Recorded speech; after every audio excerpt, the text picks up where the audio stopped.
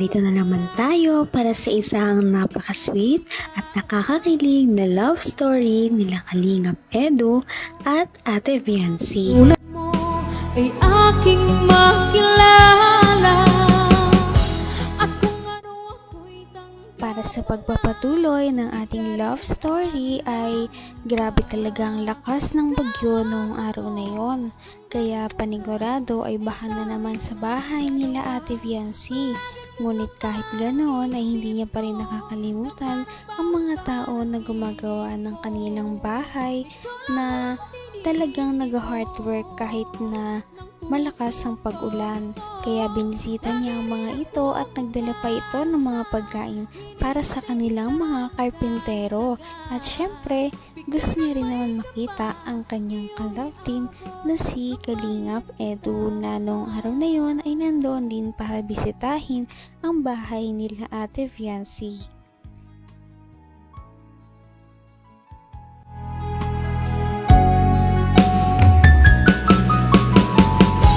ang nais ko lang. Yan.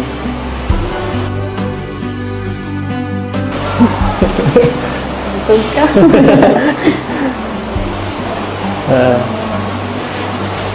Na-stun ka. Na-stun.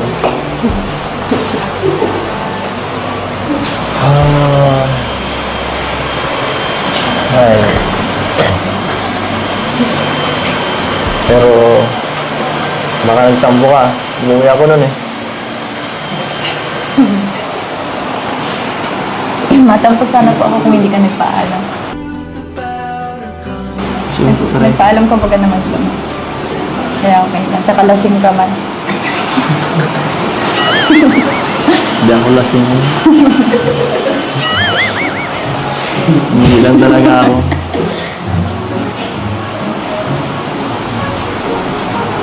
Siyempre. Makapagpanay sweet. Maumay ka agad, no? Pangit yung palaging sweet eh. Pangit yun. Minsan sweet, minsan masungit, minsan pabebe.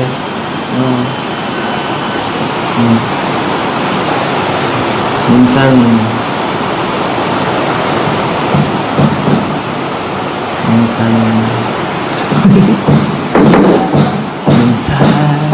sa'yo. Uy.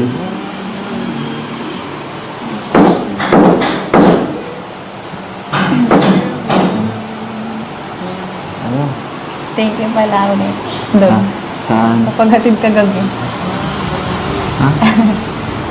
Thank you. Para yun lang. Siyempre. Dapat. Kahit bagyo ay hindi talaga ito alintana sa kanilang love team at talagang makikita natin kung gaano sila kasaya na magkasama kahit na malakas ang bagyo.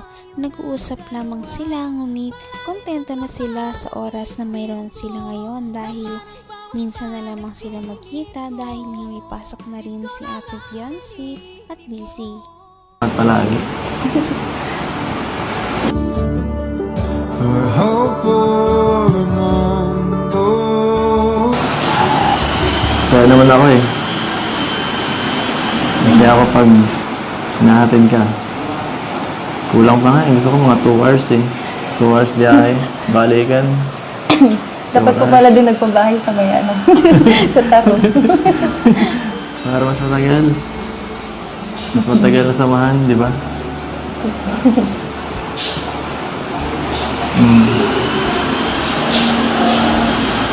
Hambang buhay na akong driver na yun. Hindi si Ray. Sabi mo, boss ako. Pero ikaw naman nasusunod eh.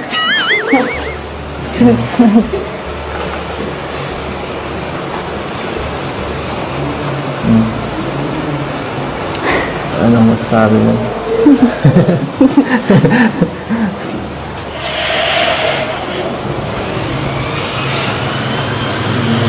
Ay. Ganda naman dito sa kwarto niyo, no? Nakaka-relax dito. Siguro lalo na pag natapos na to, sobrang ganda nito pag may ano na, kompleto na lahat. Yun po, siguro. Ang ganda na nga Gusto po. ko Hindi tumambay natapos. dyan.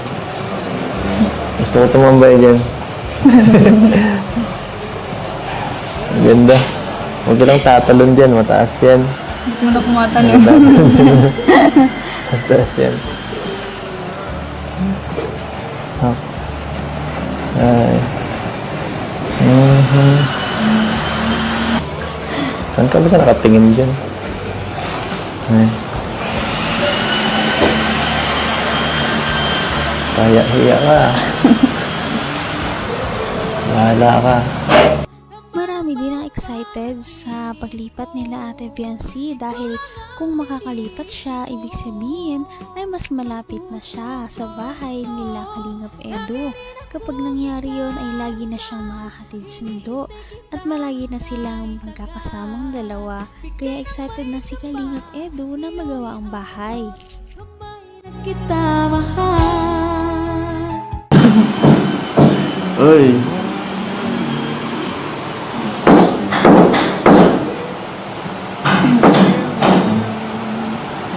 Ano? Thank you pala ulit. Doon. Saan? Kapaghatid ka gabi. Ha? Thank you. Para yun lang? Siyempre. Dapat base ano na yun, parang given na yun. Hindi ka na kailangan magpasalamat palagi. For hope or a mundo.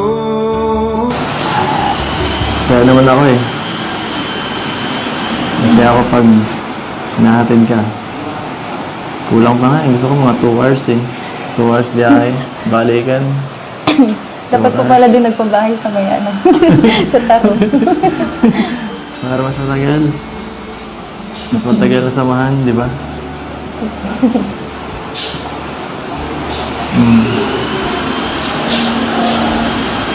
Hambang buhay na akong driver na. Hindi sa drive. Sabi mo, boss ako. Pero ikaw naman nasusunod eh.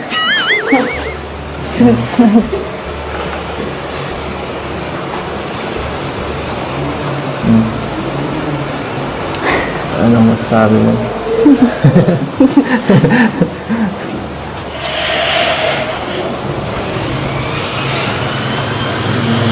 Ay. Ganda naman dito sa kwarto niyo, no?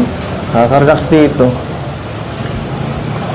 Siguro lalo na pag matapos na to, sobrang ganda nito pag may ano na, kompleto na lahat. Yun po, siguro. Ang ganda na nga Gusto po. ko Hindi tumambay natapos. dyan. Gusto ko tumambay dyan. Ang ganda. Huwag ka lang tatalon dyan, mataas yan. Sobrang layo na nga ng narating ng EDSI Love Team. At kahit gano'n yun kalayo, hindi yun makakalimutan ni Ate Biancy. Kaya palagi talaga siya nagpapasalamat kay Kalingap Edu. Halos kada vlog nga ay lagi niyang pinapasalamatan ito sa mga nangyari at inidulot nito sa kanyang buhay. Kaya makikita natin kung gaano talaga kahalaga si Kalingap Edu sa buhay ni Ate Biancy. Abot kamay na kita. Thank you. Para yun lang. Siyempre. Dapat base ano na yun, parang given na yun. Hindi ka na kailangan magpasalamat palagi. For hope or a mundo. Saya naman ako eh. Kasi ako pag nahatid ka. Kulang pa nga eh. Gusto ko mga 2 hours eh. 2 hours biyahe. Balikan. Dapat po pala din nagpabahay sa may ano. Sa taro. Para mas matagal. Mas matagal na samahan, di ba?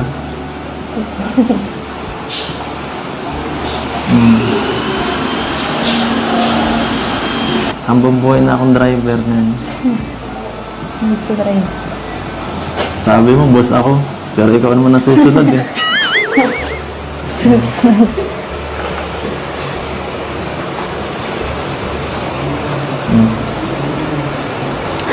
Anong masasabi mo?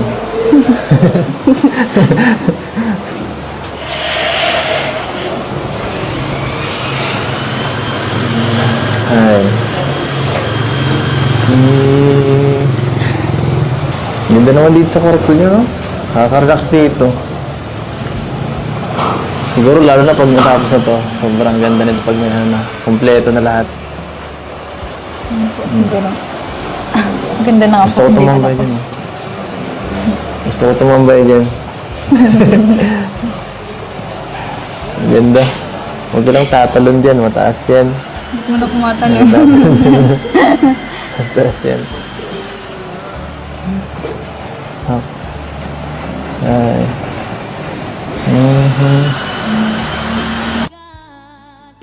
Ito na talagang lahat sa nalalapit na paglipat ng bahay ni Ate Fiancé. Kaya pag nangyari ito, mas marami na rin silang time sa isa't isa para makapag-date kahit may cameraman o wala. At yan ang ating naabangan sa mga susunod pa nating mga video. Abangan pa natin ang mga kilig moments nila. Napaka-sweet talaga nila at napakabait ng tambalang ito kaya maraming sumusuporta. Kaya naman sana ipatuloy natin silang suportahan at mahalin si Fiancé, si Kalingap Edu at ang Kalingap team. Yun lamang at maraming salamat sa panonood.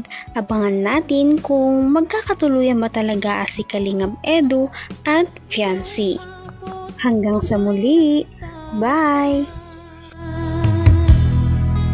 Ngayon'y abot